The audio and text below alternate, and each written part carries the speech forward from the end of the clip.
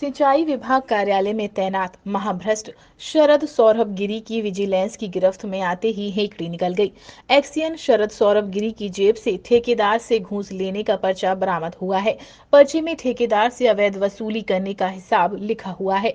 XEN शरद सौरभ गिरी की गिरफ्तारी के बाद से सिंचाई विभाग कार्यालय में हड़कंप मचा हुआ है। सिंचाई विभाग के कार्यालय में तैनात कई अधिकारियों में इस बात का खौफ बना हुआ है कि जब शरद सौरभ गिरी की जांच होगी तो कहीं इस जांच में उनका भी नाम शामिल न हो जाए। वहीं विजिलेंस टीम शरद सौरभ गिरी के भ्रष्टाचार में शामिल अधिकारियों पर भी कार्यवाही करेगी। सिंचाई विभाग कार्यालय में बने निरीक्षण रूम में ठेकेदारों से अवैध वसूली की जाती है।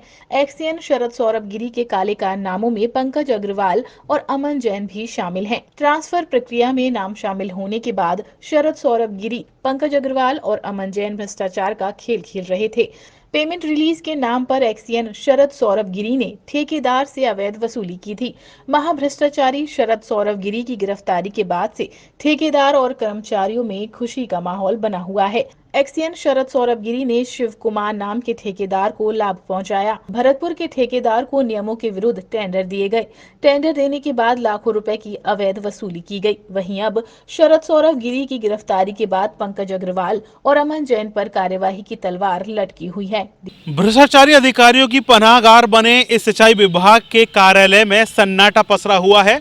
यहाँ पर एक्सीएन शरद सौरभ गिरी की गिरफ्तारी के बाद में देख सकते हैं कि मातमी सन्नाटा है। यहाँ के अधिकारी कर्मचारी सिर्फ अपने आप को बचाने में जुटे हुए हैं, क्योंकि यहाँ पर कुछ कर्मचारी अधिकारी ऐसे हैं जो शरद सौरभ गिरी के साथ मिलकर इस भ्रष्टाचार के खेल में शामिल थे।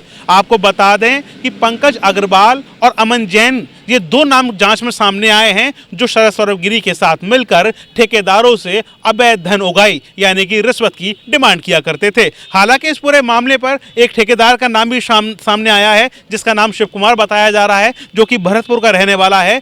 शरद सौरभ गिरी द्वारा भरतपुर के इस ठेकेदार को तमाम तरीके से काम दिए जाते थे और उससे अवैध वसूली की जाती थी। जिस समय शरद सौरभ गिरी की गिरफ्तारी हुई तो शिव कुमार ठेकेदार की गाड़ी भी शरद सौरभ गिरी के बंगले पर खड़ी हुई थी। अब देखना होगा कि शरद सौरभ गिरी की गिरफ्तारी होने के बाद विजिलेंस की जांच में और किन किन अधिकारी कर्मचारियों की गर्दन फंसती है। अपने साथी अरबाज के साथ सैयद शकील, डीजी महाराजा न्यूज आगरा।